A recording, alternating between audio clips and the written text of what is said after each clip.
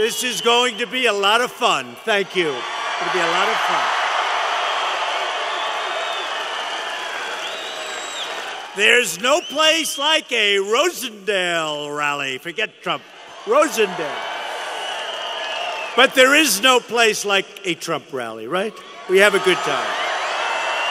We have a good time. And in the election, we won this state by a lot. That was not close. But I am thrilled to be back in Big Sky country with so many of my great friends and true American patriots. Thank you. Thank you. From the Rocky Mountains to the Great Plains, the people of Montana love our country so much. They honor our values, and you always respect our great American flag. You see what's happening. This is an incredible time for our nation. We have the best economy in history.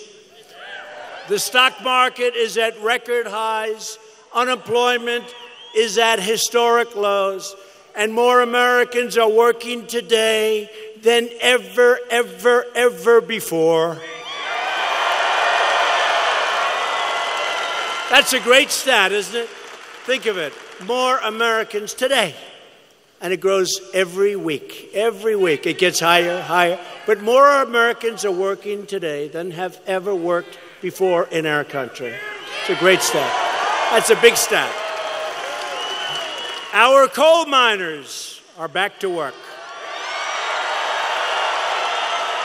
And we are fighting every day for our great ranchers and loggers and farmers, and we're winning that fight, and we're winning it quickly. We're rebuilding our military, crushing the terrorists, and taking care of our veterans. America is winning again, and America is being respected again. As you all saw this week, the Senate is now considering a truly exceptional nominee for the United States Supreme Court, Judge Brett Kavanaugh.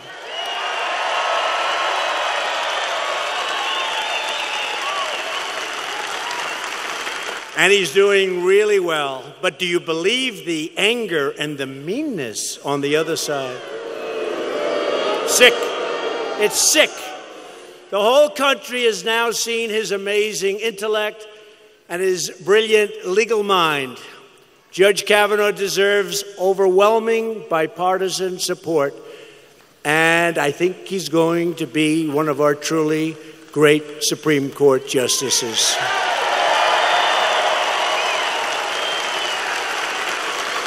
So tonight we're joined by truly terrific Republican leaders from the great state of Montana, including a friend of mine, an incredible senator, somebody that works so hard.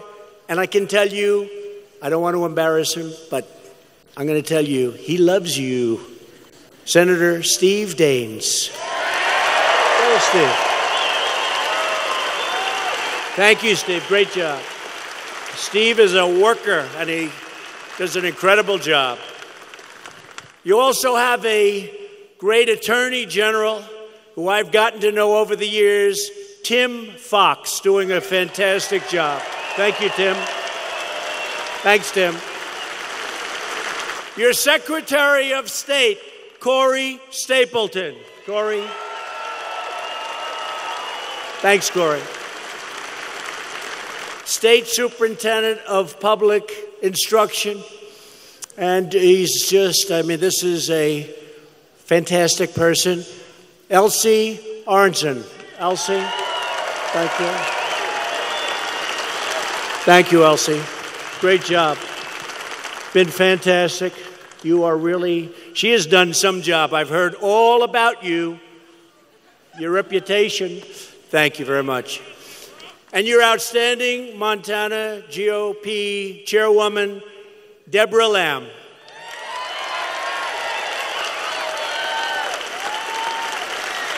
So, Deborah, how are we doing now compared to Election Day almost 2 years ago? Can you believe it? How are we doing? Better, even? Better, good. That's what we're doing in most states. And the states that we won, we're doing better. Thank you. Thanks. Great job. Great job, Deborah. I'm also thrilled to be joined by Montana's terrific member of Congress, a true champion for Montana. And I'll tell you what, this man has fought in more ways than one for your state. He has fought for your state.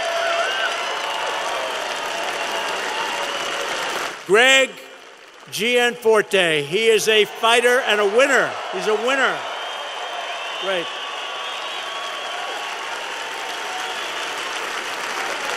He loves your state. Thank you very much, Greg. Great job. Everybody has to get out and vote for Greg and vote for people that are going to vote for us, because without that, you're going to lose a lot of the things that we've won over the last 2 years. You're going to lose them, and you're going to lose them fast. Can't let that happen. But I'm here for a very specific reason. Please welcome the person that we have such respect for. He's now leading in the polls.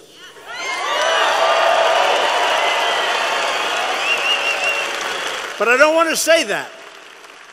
I want to say he's just a little bit like 1 or 2 points behind. Is that okay, Matt, for me to say that? But he is somebody who is going to be a phenomenal United States Senator from Montana, Matt Rosendale. Matt, come on up. Matt. Where's Matt? Come on up, Matt. Come on up, Matt.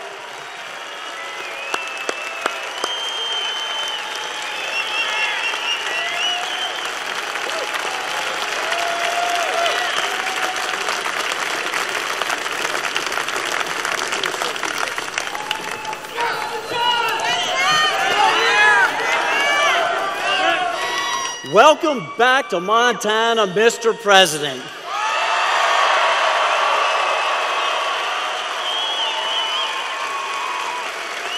This crowd is all here for you. And what a crowd it is.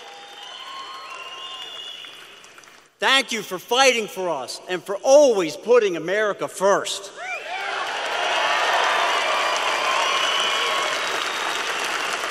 Montana is going to right a wrong this November, and we're going to send you the conservative reinforcements that you need to continue your good work.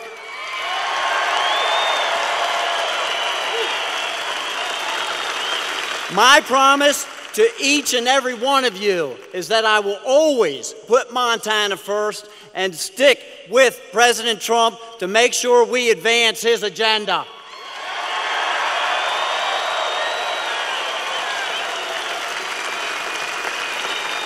We're going to repeal and replace Obamacare and give you options on health care that you can actually afford. We're going to protect your public lands and fight against the liberals that are trying to grab your guns.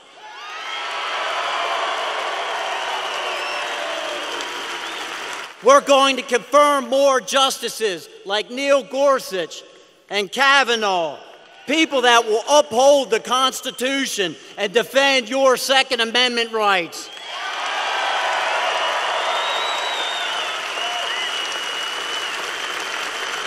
Speaking of the Second Amendment, we have some breaking news tonight.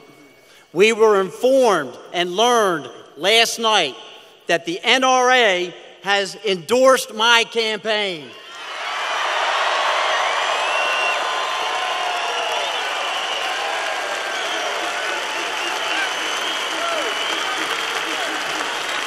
We're going to secure our border, enforce our laws, and build that wall.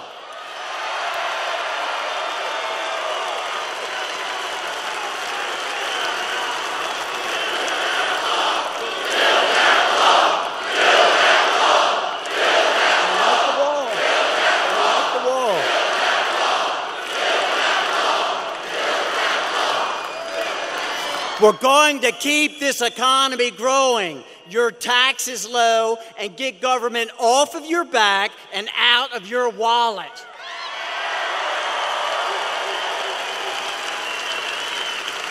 We've all seen the problems with big government. Politicians representing themselves and not us, intoxicated with privilege and power. They start worrying about the next election instead of the next generation. President Trump, I agree with you. We need term limits.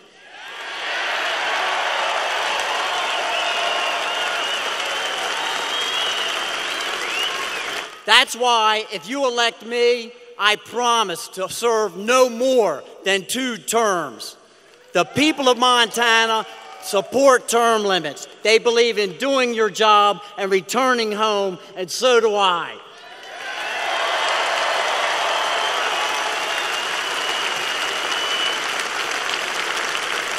President Trump, thank you for your support. We need everyone in this room and across this state to step up, and we can win this race. President Trump and I are counting on you to help us here.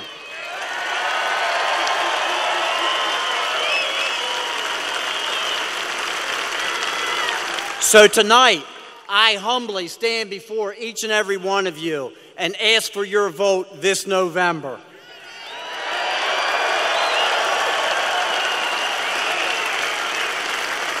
Together, we will win this race, and we will send President Trump the support and help that he needs back in Washington.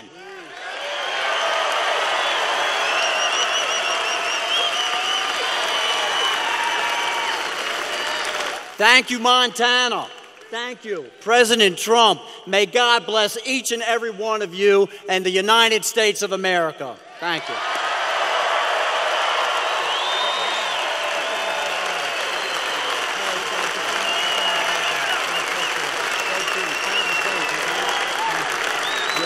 Good. You go ahead. Thanks. Thank you, Matt, very much.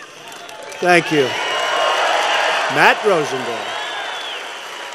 Very, very important. Very, very important that we elect Matt and, frankly, other Republicans. We have to get the Republicans. We'll get things we want. We've started the wall. Everybody wants the wall. We've spent $3.2 billion on the wall. We've got to get the rest of the funding. We're going to get it. The Democrats want to obstruct that. They want to obstruct our great justices. And by the way, you obstruct these justices, you're going to lose your Second Amendment. You're going to lose your right to those guns. You're going to lose your Second Amendment. So be careful. Be careful. Be careful. And don't forget, Tester's going to vote with the Waters and the Pelosi. Can you imagine? Maxine Waters is your new leader in the party. Can you believe it? Maxine Waters. She is something. But he's going to vote for Schumer. They're going to do whatever they say. They stick it. I will say this. One thing. Their policies are horrible. They're for open borders, meaning let all the crime come in. They're against so many things that you want. You know, I've been saying, and I've been saying it strongly, they're going to take away, they're going to hurt your Social Security so badly, and they're killing you on Medicare. Just remember that. I'm going to protect your Social Security. We're going to take care of your Social Security.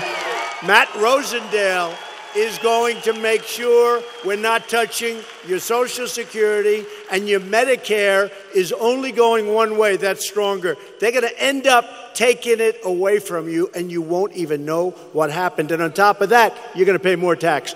It's crazy. Jon Tester will never drain the swamp because he happens to live in this swamp and he loves the swamp. Jon Tester, I feel a little guilty because, you know, he did run the most beautiful commercial. I heard yesterday it started.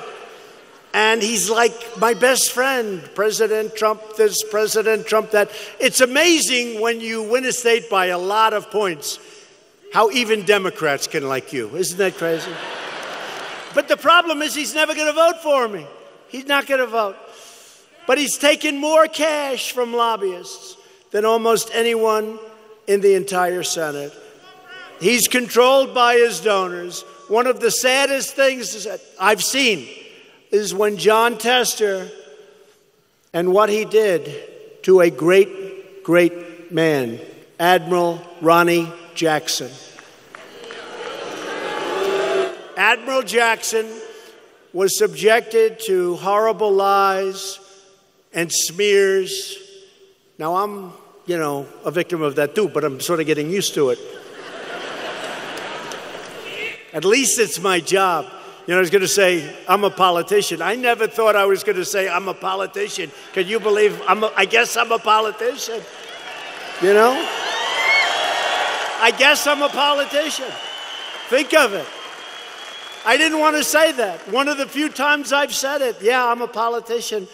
But I've only run once, and that was for president, and I won. How did that happen, right? Isn't that nice? I won once, and I won. A lot of people have spent their lives trying to be president. We know them all. Some we respect, and some we don't respect too much. But Ronnie Jackson, he's a doctor. He's an admiral. He's actually the doctor that gave me my physical, and he said that I'm in great shape.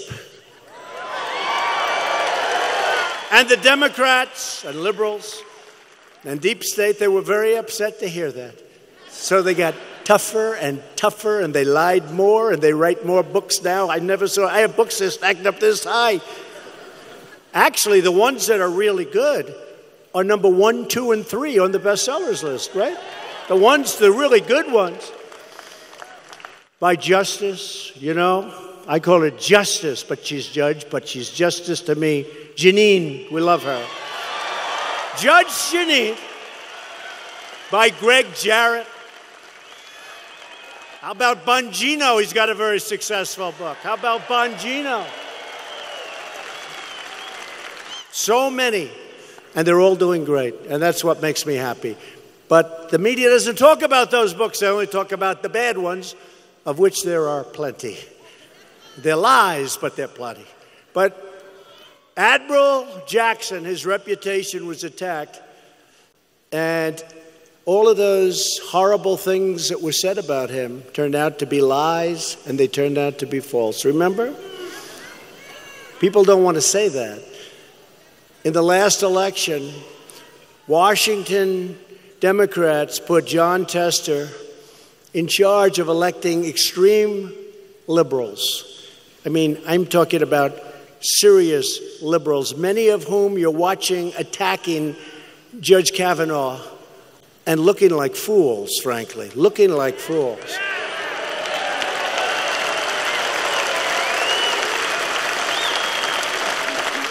And one of them will most likely be a candidate to run against your favorite of all time president, me.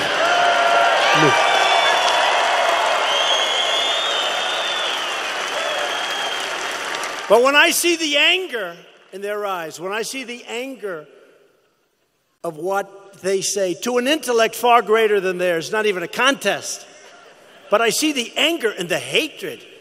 What are they doing? What are they doing? They're losing by doing it. They're losing by doing it. I just want to finish off, though. What Tester did to Admiral Jackson should never, ever be allowed. Ronnie Jackson is a great man. Ronnie Jackson has led a great and beautiful life.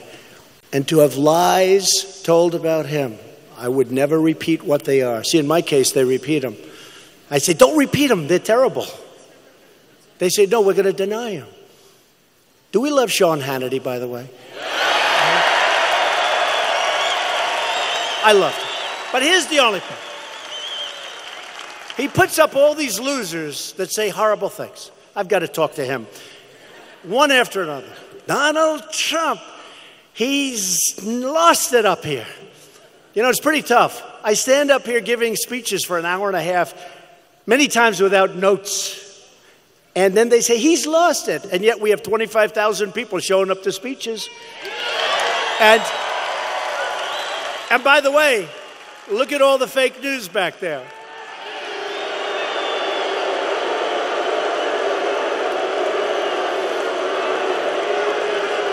Donald Trump. They go, Donald Trump. You know, it's really funny. Donald Trump's lost it. So I beat 17 great Republicans. I mean, senators. I beat governors, a couple of people, great people like Ben Carson. I beat a lot of great people. Ben Carson was tough. But I beat 17 great people. And I respectfully say, I beat the Bush dynasty. Okay. That's over. Pretty recently. Okay, now I have the privilege of going against crooked Hillary Clinton. So I beat crooked Hillary.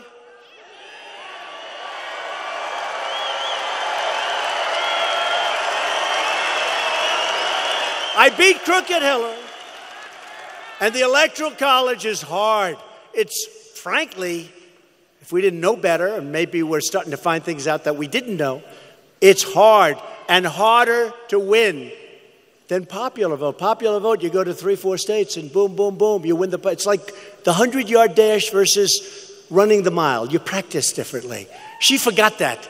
She forgot to go to a couple of very important states. Gee, I don't think I'm going to go to Michigan too much.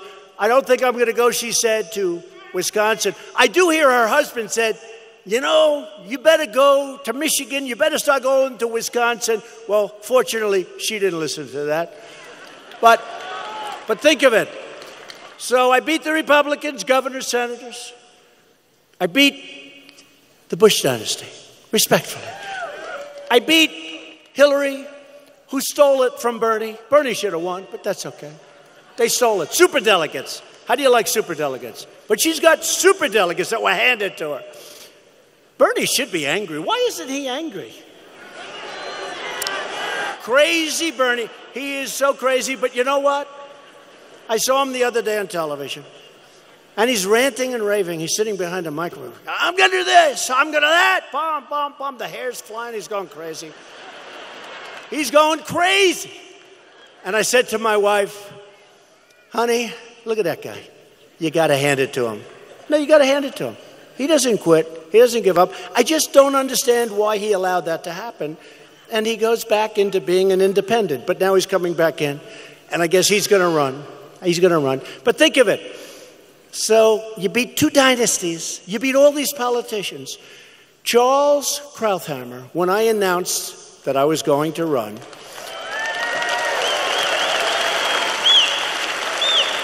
he said, why would he run? This is the finest, well, he didn't know me, so I'm not insulted. He said, this is the finest field of Republicans ever assembled. I actually did. I looked at my wife. I said, you know, that's his business. He just said, these are the finest ever assembled. Why am I doing this? And then I said, that's okay. I'll do it anyway. Let's see what happens. Let's see what happens. So I beat all these senators, all these governors, all these brilliant political minds. Then I beat the other side. And then I listened. Is he competent? I think I'm pretty competent, right? Don't you think so?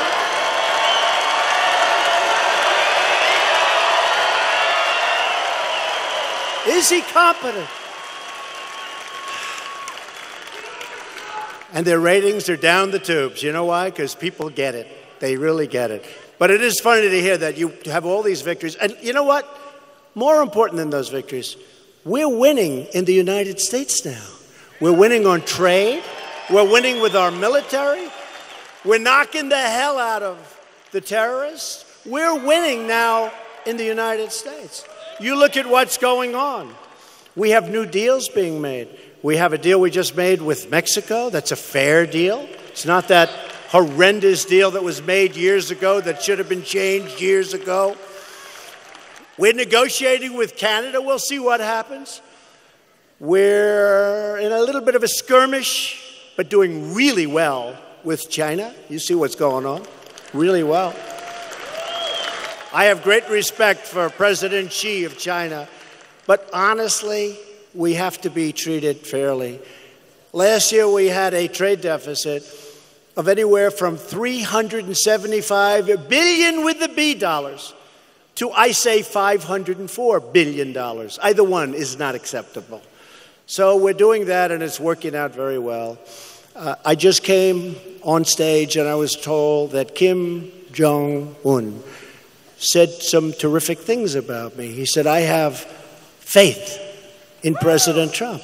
Think of this. You don't hear that from them.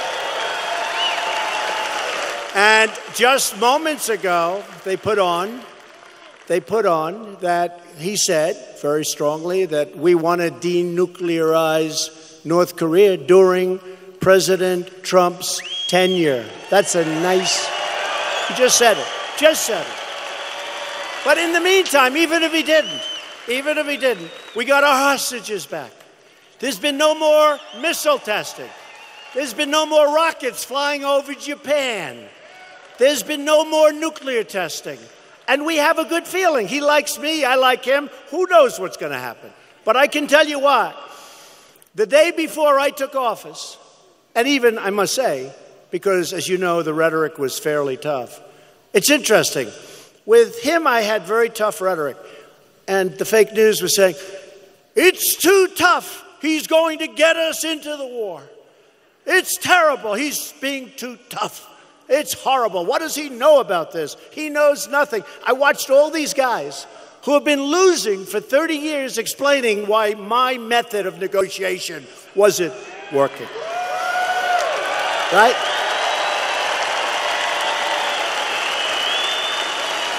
And I'll tell you what. I respect him. He respects me. And I think something's going to happen. Take your time. I say, we take your time. Sanctions are on. But think of it.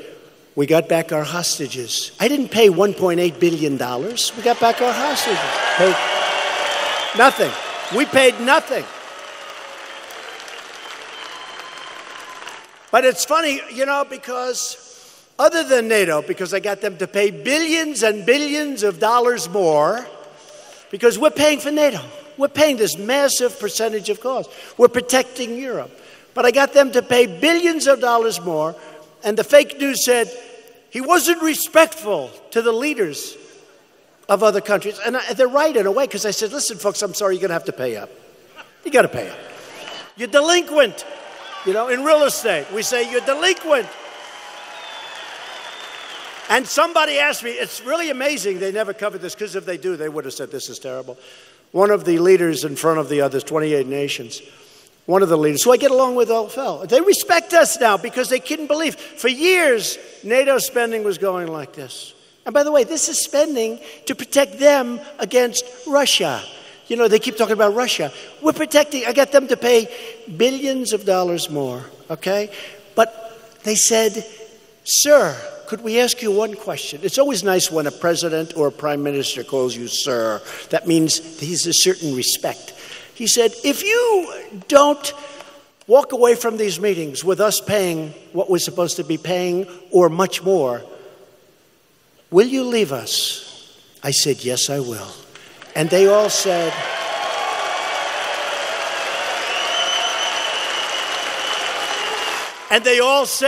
we'll pay. We'll pay. Now, the mainstream media doesn't want me to say that. They want me to say, no, sir, we'll never leave you. But then there's no reason for them to pay, right? Why would they pay? Supposing they asked me the same question. Sir, and we're talking about billions. And last year, Secretary Stoltenberg, Secretary General, head of NATO, he goes around, he's like my biggest fan. And I like him too. But he goes around saying, last year, that was when I just did a minor, because, you know, I was only in office for about 14 seconds. So I couldn't, you know, I didn't want to use too much bravado. You know how much they paid extra? $44 billion. That was last year. This year, it's much higher, because now I feel comfortable. I asked them in a more firm manner. And they're paying, and they should pay. But they were saying that I didn't treat them well. If I would have done what they said, or if I would have done what these consultants and these people that I watch on television who used to do this stuff, they all failed. They failed miserably. So we have our own way. It's a great way. But it's really interesting because when I was dealing with North Korea and they were saying, he's too tough, he's too tough. One of my best meetings ever was with Vladimir Putin. And they said, he was too nice. He was too nice. They wanted me to have a boxing match on the stage. We had a great meeting. We talked about Ukraine. We talked about Syria. We talked about the protection of Israel. We talked about so many great things. But they came back and they said, it was terrible. I said, what was terrible? We had a great meeting. And you know, when I came off stage, they were all saying, that was a great meeting. Thank you. That was a great news. Then I got onto the plane and they said, sir, I don't think they liked it. I said, they liked it. They're just fake. They're fake news. We had a great meeting. It was a great meeting. And you know the funny thing? If I was tough, if I would have said, you're never going to do this again. There'll be no more of this and no more of that. And stood them right in the face and then started boxing. You know what would have happened? They would have said, he's too tough. That was a disgrace to our nation. The truth is, with these people, you can't win, but we're winning. I'm president. You're president. We're winning.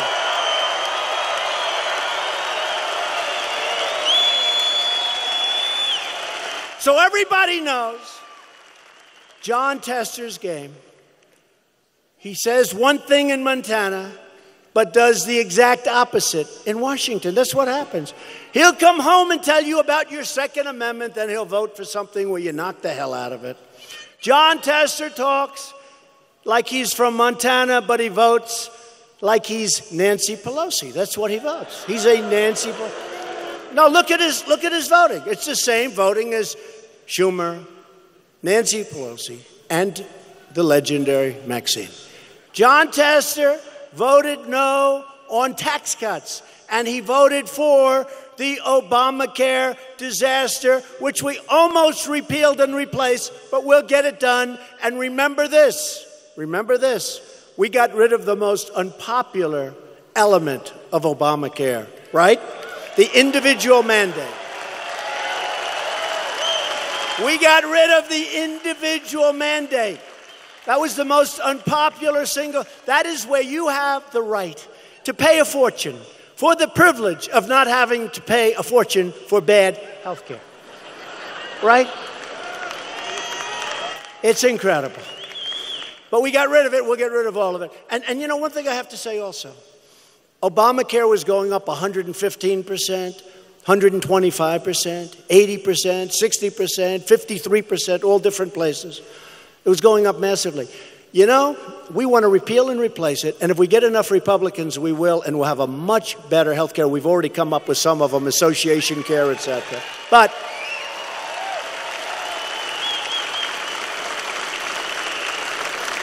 to do it, and we will do it, we had it done. We had it done.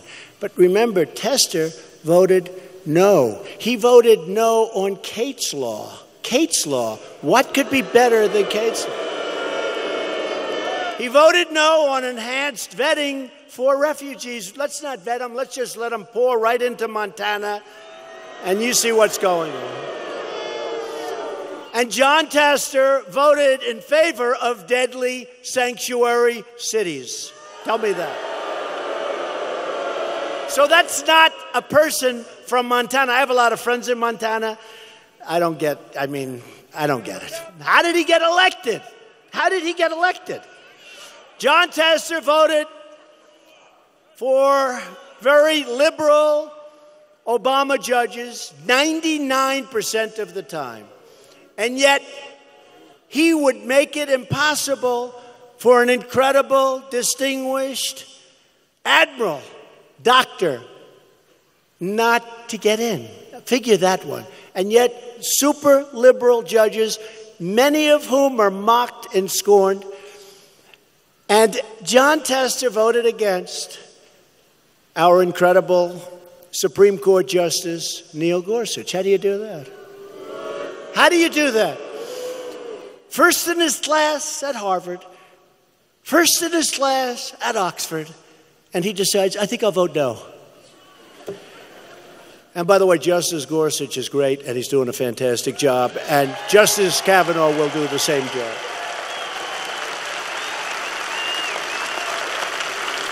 It's embarrassing to watch those people make fools of themselves as they scream and shout at this great gentleman. This election, you aren't just voting for a candidate. You're voting for which party controls Congress. Very important thing. Very important thing. I don't even bring it up because I view it as something that, you know, but they like to use the impeach word. Impeach Trump. Maxine Waters, we will impeach him. But he didn't do anything wrong. It doesn't matter. We will impeach him. We will impeach. But I say, how do you impeach somebody that's doing a great job, that hasn't done anything wrong? Our economy is good. How do you do it? How do you do it? How do you do it? We will impeach him. But he's doing a great job. Doesn't matter. Remember that line. He's doing a great job. That doesn't matter. We'll impeach him. It is a hell of a place in Washington. You know, I was thinking, if that happened, every time a Republican or a Democrat, opposite, got elected president. So let's say a Democrat gets elected someday. Hopefully it's a long time. But let's say a Democrat gets elected. And let's say we have a Republican House. We will impeach that Democrat, right? And then a Republican. We won by a lot. We won by a hell of a margin. That's a lot. That electoral college, we won by a lot. Okay, so we're in there. We've got the best employment numbers in our history. We've got the best economy in our history. You look at the numbers in every category, it's great. We're doing a great job. We're putting on phenomenal judges. And you take that and you do. Then what you're going to have is you'll have a country that's going to turn into a third world country. Because if the opposite party becomes president, every time before it even starts, before you've even found out whether or not he or she is going to do a great job, they'll say, we want to impeach him, and you'll impeach him. It's so ridiculous. But we'll worry about that if it ever happens. But if it does happen, it's your fault because you didn't go out to vote. Okay? You didn't go out to vote. You didn't go out to vote. That's the only way it can happen. I'll be the only president in history. They'll say, what a job he's done. By the way, we're impeaching him. Today's Democrat Party is held hostage by haters, absolute haters, left-wing haters, angry mobs, deep state radicals, and their fake news allies. Those people are the best. They're the best allies they've got. I mean, you look at the Washington Post or the New York Times, I can never get a good story. I mean, you look at this horrible thing that took place today. It's really, is it subversion? Is it treason? It's a horrible thing. Even, you know the good thing about that? Even liberals that hate me say, that's terrible what they did. And it is really terrible. You know, when I won the election, the New York Times, all their subscribers were leaving. And when I'm ultimately no longer president in hopefully about 6.5 years from now,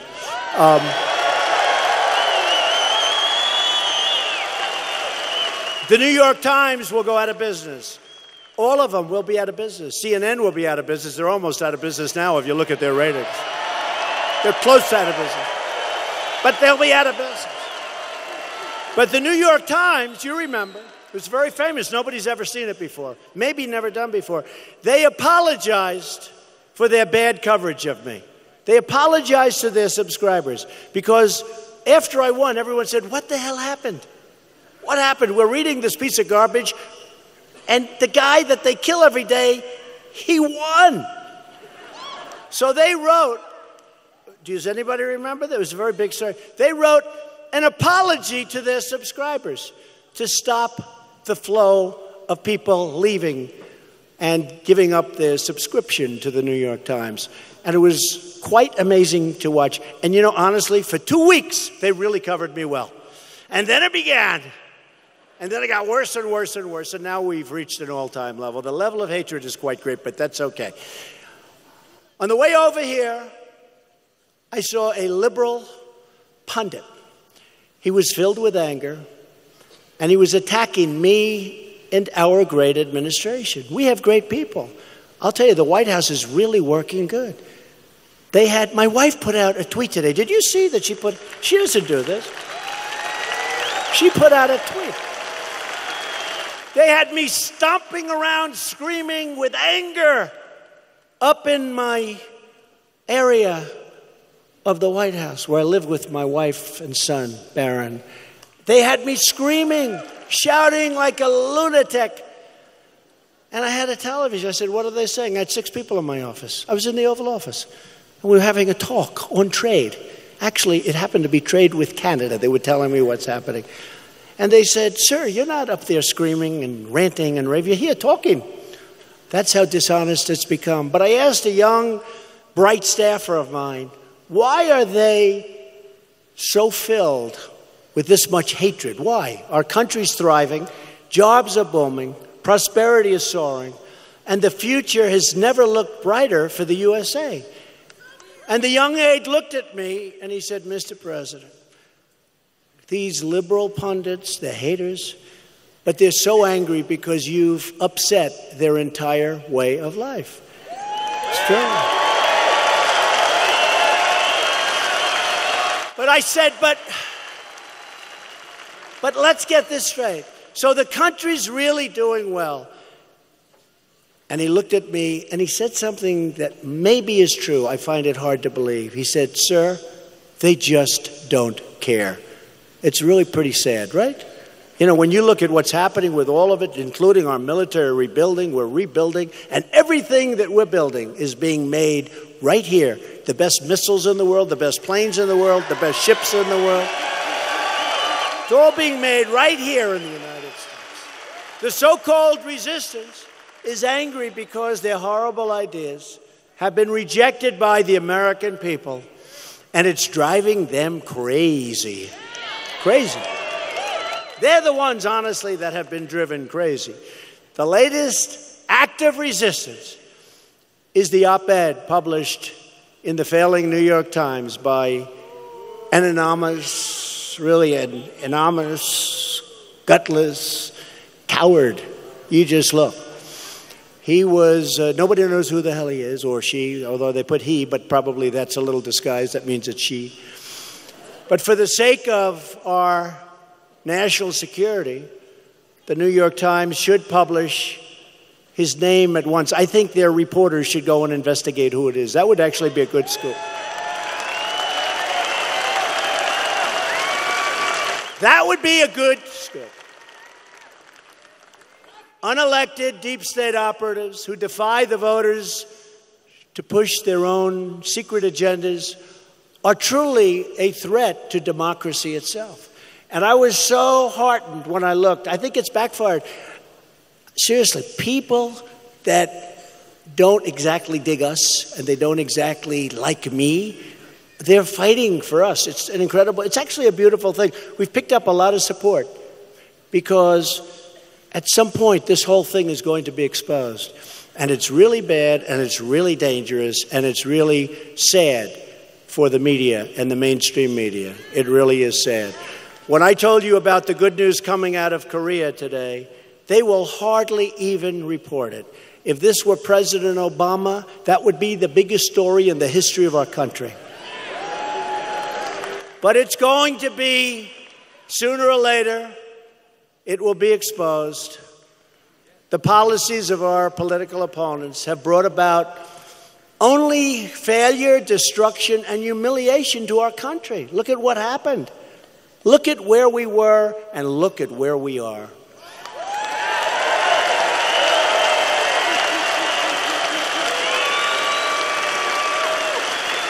And we have tremendous potential upward. And other countries, by the way, are not doing well at all. And had I not won, we would have been in negative. We wouldn't be at 4.2. We would have been in negative numbers. We were going down. We were low and we were headed down. We freed up this country with the regulations and the tax cuts. We freed up our country, and it's great to watch. But if you don't elect Matt, I will tell you, they can change it very quickly. They said, Nancy Pelosi said yesterday, she wants to raise your taxes. I mean, okay. Tell me, is raising your taxes like supposed to be a popular thing to do? Because what's going on, they have been driven so far left. I don't know why they don't talk about red waves. I mean, historically, the person that's president, when you have the party having the president, they don't do well in midterms, but nobody's ever had, an economy like we have. Nobody's ever had this economy, so hopefully you're going to remember that. They robbed our middle class while spending trillions of dollars on adventures overseas. And we're pulling way back, but we're so respected now. You can pull back a little bit, but we're so respected. They're not playing games with us anymore, folks. They're not playing games. I don't want to tempt them too much by telling you things that don't happen anymore to us, because there's no reason for me to tell you. But when you see some of the things that happened 4 years ago and 6 years ago and 8 years ago, you take a look at what happened and you take a look at what happens now, where we took that horrible Iran deal and we terminated it, and you look at what's going on. We're respected again as a nation. We're respected again as a nation. But these people enrich themselves while shipping our jobs to other countries, and they oversaw the greatest transfer of wealth in the history of the world. It's true. This is the greatest transfer. NAFTA was such a bad deal. Some people say, oh, please, would you extend NAFTA? I said, we have to renegotiate it. It's such a bad deal. And when I was campaigning, I said, we'll either terminate it or renegotiate it. I don't care. But so far, it looks like it could happen where we'll renegotiate it. But these disastrous policies were on the ballot box in 2016, and they lost big. That's why we're here. In 2016, the American people voted to reject this corrupt globalism. They voted to reclaim their independence and their pride. And they voted, most importantly, to make America great again. It's very simple.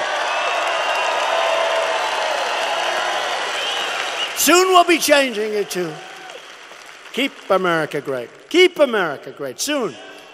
When should we do that, by the way? Okay, wait a minute. Soon we're going to have to change because we are doing well. So when do we change, make America great again, to keep America great? I don't know. Soon. We're draining the swamp, and the swamp is fighting back. But don't worry, we will win. We will win. We always win. We always win. This November, you need to vote Republican. Vote for Matt Rosendale and vote to put America first. Have to do it. Have to do it. Republicans stand for stopping illegal immigration, fixing horrible trade deals, cutting your taxes in a major, major way, biggest tax cut in the history of our country.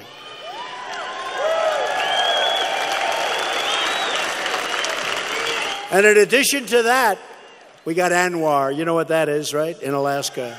They've been trying to get that approved for 50 years. We got it approved. It's part of that plan.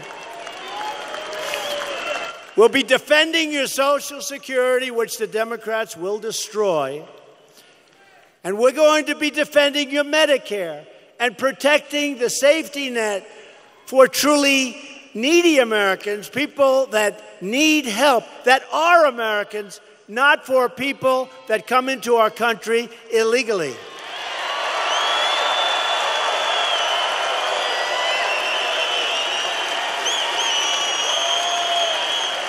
Democrats want to raise your taxes. They want to raise them. I don't get it. I don't think I could win if I said, I'm going to raise your taxes. Ladies and gentlemen, I'm going to raise your taxes. Oh, good.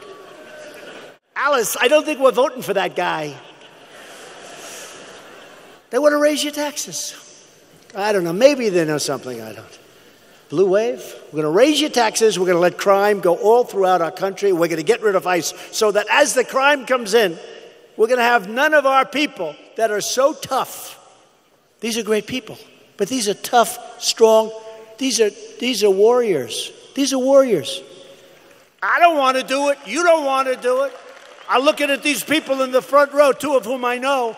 They don't want to do it. ICE does it like, hey, it's like, let's go out to dinner. They have done an incredible job. So they want to raise your taxes. They want to open your borders. They want crime to pour in because that's what's going to happen when you open your borders. How about the governorship of California? He just announced that he wants to open borders and he wants to let anybody come in that wants to. And then he wants to pay for all medical, for all school. What happens, I said, if the entire world decides to go to California because they get free health care, free medical care, and free education? California has just increased in size to 500 million people. California has just become one really large person. California, think of it. He says, I want to open the border. I want everyone to come in. At the same time, for illegal aliens, illegal immigrants, a lot of different names, he wants to get rid of ICE. He wants to cut down on law enforcement. And he wants to pay for their medical, their health care, and their education. But I really asked the one, look, it's all about common sense, right? I think I won because of common sense. And because, like you, me, we're smart. We're really smart. But I said to myself, just common sense. Everyone's going to come in. I may even move to California to get free health care. I may move there. The last time Democrats were in power, they cut Medicare by more than $700 billion to pay for the scandalous Obamacare. Now Democrats want to steal trillions of dollars from Medicare. I'm going to ruin your Medicare, watch. They want to turn America into Venezuela. I don't think so. Democrats would destroy Medicare with Medicare for all. You heard that. Medicare for all. Until they run out of money, which will be like in the third day. And then it'll be Medicare for none. Or it will be 1/10 Medicare what you used to get. They want to rob our seniors of their Medicare benefits. And they want to raid your Social Security. They will destroy your Social Security. And I'm going to save your Social Security. We're not touching your Social Security. Do you remember when I ran? You remember when I ran? I said, I'm not touching Social Security. Everybody said, well, and everybody else wanted to do things with Social Security. I said, we're not touching your Social Security, right? I didn't touch your Social Security. Remember what I said? Growth. Growth will take care of it. Growth. And that's what's happening. We are growing beyond what anybody expected, beyond what those people thought was possible. We're growing. It's called growth. A lot of money's coming in. Democrats also want open borders. And all of that equals massive costs, massive, and massive crime, and massive tears. Tears. You look at the families that have been so badly hurt. Republicans want strong borders. We want to finish the wall. We're up to $3.2 billion. We've done a lot of work on the wall. A lot of people don't understand that, but that's okay. Got to finish the wall. And we'll get that approved. We're going to get it approved. It's moving along. I'd like to do it. I could do that whole thing in 1 year, but these guys are holding back. The only thing Democrats are good for is obstruction and resisting. Their whole campaign is resist, resist. I don't get it. We're going to have no crime. We want to protect America's great people and its great citizens. We want to protect American benefits, and we're doing that, and I've done it. In Maryland, the Democrat candidate for governor wants to give illegal aliens free college tuition, courtesy of the American taxpayer. Come on in, free college. In Florida, the Democrat nominee for governor wants to abolish ICE and release hundreds of criminals onto our streets. He wants to also take care of their Medicare and every other thing you can take care of. You name it, he wants to take care of it. And Florida will be a disaster. Florida is one of the most successful states in our union. It'll be a disaster. You have a great candidate in Florida. It's called the Republican candidate, Ron DeSantis. Ron for governor. This election is a choice between Democrats who want to abolish ICE and Republicans who want to abolish MS-13. It's very simple. People have no idea how bad they are. Nancy Pelosi got extremely angry at me when she started yelling, "They're human beings. Don't talk to them like that. Don't call them animals." Remember, she said, don't call them animals? Then you see what they do and how they do it and the viciousness of it. No, I'm sorry, Nancy. I'm very sorry. Hate to tell you, Nancy. You're going up the wrong tree, Nancy. Republicans stand proudly with the brave men and women of ICE, with Border Patrol, and with our law enforcement.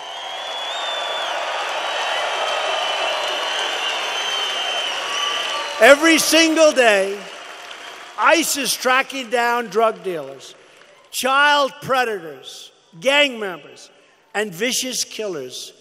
And we're either throwing them the hell in jail or getting them the hell out of our country, and we're doing it fast.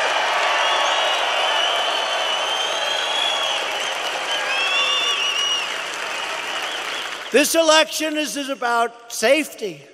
This election is about jobs. It's safety and it's jobs. Thanks to Republican leadership, our economy is booming like never before in our history. Think of it. In our history, nobody knew this was going to happen.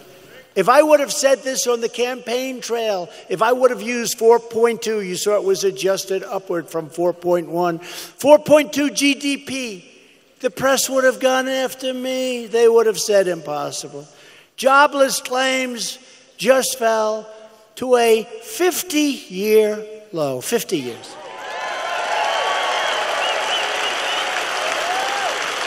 We've created over 4 million new jobs since the election and lifted almost 4 million Americans off of food stamps. Think of that.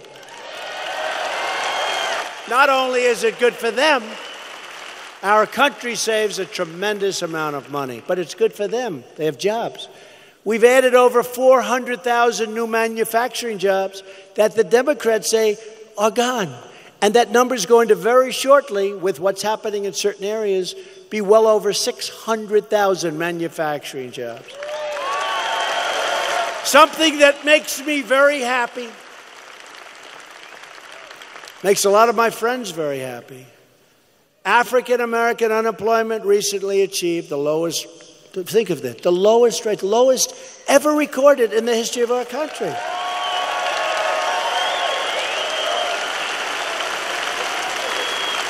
Remember I said, what do you have to lose? Go with me. What do you have to lose? So good. We're going to have tremendous African American support because they say and they see. You know, before I said, what do you have to lose? Now I say, see, look what's going on. The lowest unemployment in the history of our country. Hispanic American and Asian American unemployment have also reached their lowest rates in the history of our country. History. Youth unemployment has just reached its lowest rate in nearly half a century. Unemployment for Americans, this is so important, without a high school diploma, has reached the lowest level ever recorded. Think of that. Women's unemployment recently reached its lowest rate in nearly 65 years.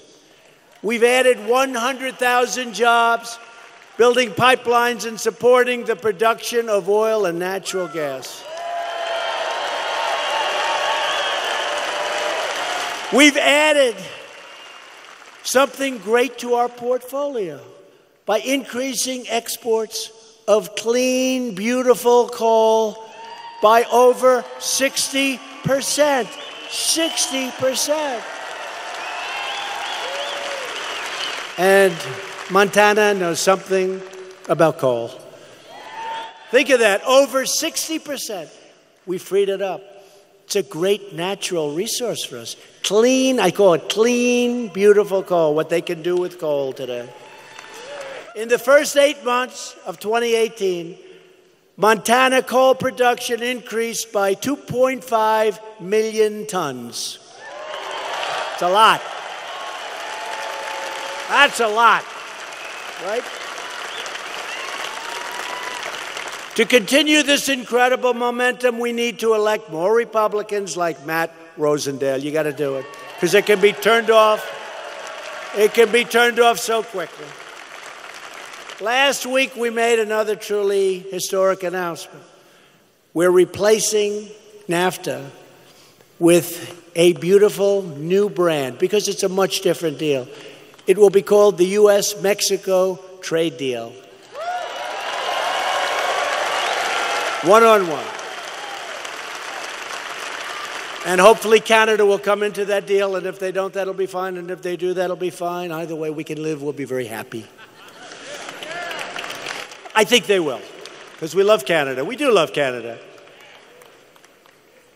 They've treated us pretty badly in trade for the last 40 years, but that's okay. It wasn't my fault. We're going to make a fair deal with Canada, just like we did with Mexico. We're cracking down on unfair trade practices emanating from China. America is tired of getting ripped off. We're going to get a great deal for our farmers and ranchers and factory workers. We're giving our workers and businesses a level playing field. Republicans passed the biggest package of tax cuts, and very importantly, tax reforms. The average Montana family of four will take home $2,281 extra dollars this year, and many will take home much more than that. And our tax cut saves family farms and ranches and small businesses from unfair estate tax, also known as the death tax. So now if you leave, you're a guy, have a beautiful farm, husband, a wife, and you love your kids. By the way, if you don't love your kids, don't leave it to them. Don't worry about it. Then this won't help too much. But you want to leave it to your kids. You'd like your kids to take over the farm, but you couldn't do it because they had to borrow a fortune in order to work it out. We got rid of that tax. That's a big deal. It's a big, big deal. So you can leave your small business or your farm or your ranch, and they won't have to go into a big bank and say, gee whiz, wouldn't it be great if we could borrow some money? By the way, Dodd-Frank, little thing, I fixed it. Dodd-Frank has been changed. We're canceling Obama's illegal anti-coal, so-called clean power plan. Sounds so beautiful, right? You know what that means. You know, when I did it, I said, man, this is a tough one. It sounds so nice. Clean power plan. There's only one problem. It doesn't work. It doesn't work. It'll put our country out of business. It took away our greatest natural resources. We couldn't do anything with them. It was such a pretty term. Clean power plan. It's out of business now. We're going to have clean power, but it's not going to be under the clean power plan. And we're strongly protecting our public lands for hunters and fishermen and everyone who loves the outdoors, like my son, Don, who comes here a lot.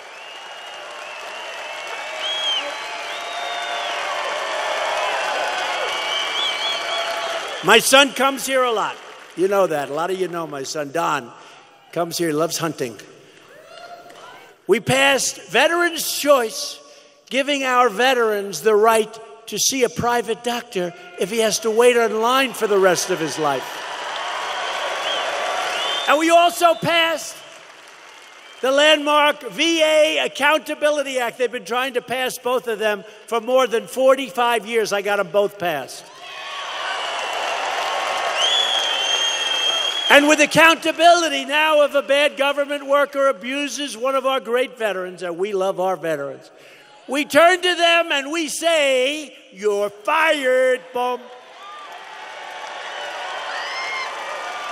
We secured a record $700 billion for our military this year and $716 billion next year for our military.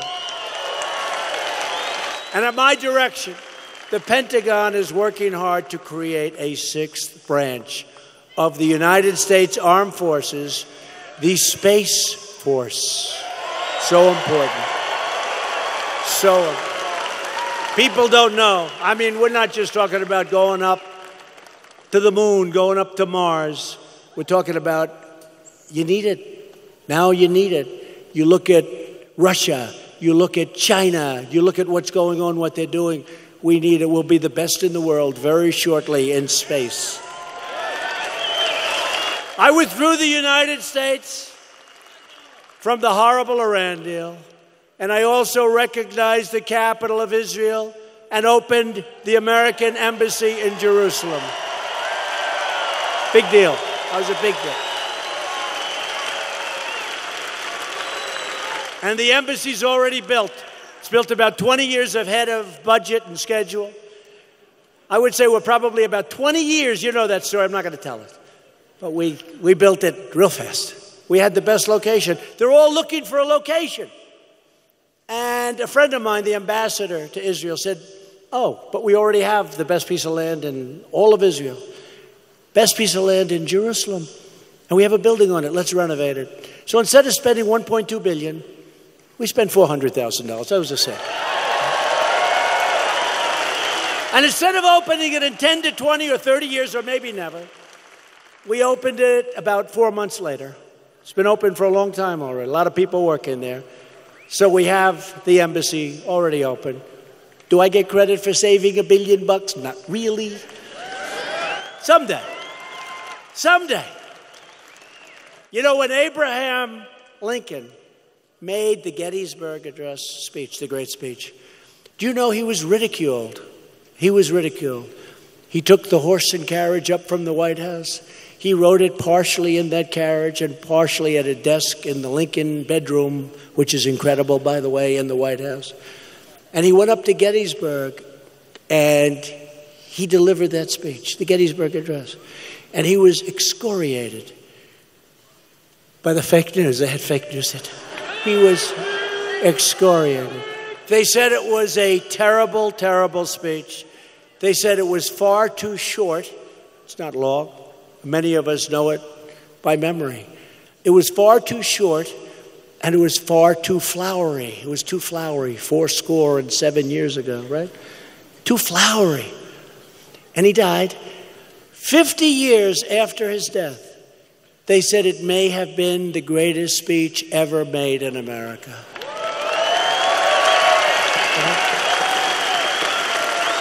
Pretty good. Pretty good. I have a feeling that's going to happen with us. In different ways, that's going to happen with us. For years, you watched as your leaders apologized to other countries for America. They apologized. We're so sorry. We're so sorry. So sorry. Now you have a president who's standing up for our country. I'm standing up for America.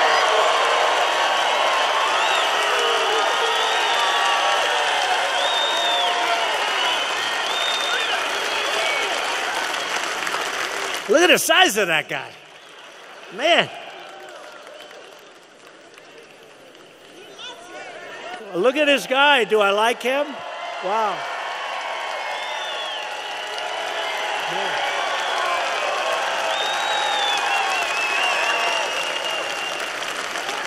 We're not going to mess with him tonight, I tell you. Thank you, man. That's cool. That's really great. Thank you very much. We're standing up for your values. We're standing up for Montana. And we're standing up for our national anthem and our flag. But if Democrats get back into power, they will try to reverse all of our incredible gains like nobody thought possible. So this November, you need to get your friends, get your family, get your coworkers, and get out and vote Republican. Get out and vote for Matt Rosendale. He's going to be a great senator, and he'll always vote for what we want. He will always vote for America first, for Make America Great Again. Matt will always be voting for us. Won't just be talk. Loyal citizens like you help build this country. And together we are taking back our country. Sometimes not so easily, but it's happening, and it's happening fast. We're returning power back to where it belongs, back to the American people. Our American ancestors braved the oceans, tamed the wilderness, won a revolution, and fought to victory in 2 world wars. We defeated fascism, triumphed over communism, and we delivered millions into freedom. Our ancestors built the railroads, linked the highways, and they proudly planted an American flag on the face of the moon, which is not shown in that movie. They did not show that in the moon. See, what they're missing is that that movie would have been a much bigger success if they planted the flag like they were supposed to. We stand on the shoulders of generations of American patriots who knew how to work, knew how to fight, and knew how to win. Just like them, we're going to keep on fighting, and we're going to keep on winning. We will not bend. We will not break. We will never give in. We will never give up. We will never, ever back down. And we will always fight on to victory. We're going to have victory. We're going to keep it going.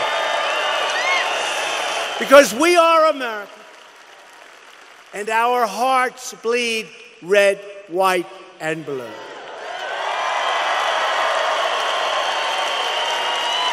We are one people, one family, and one glorious nation under God.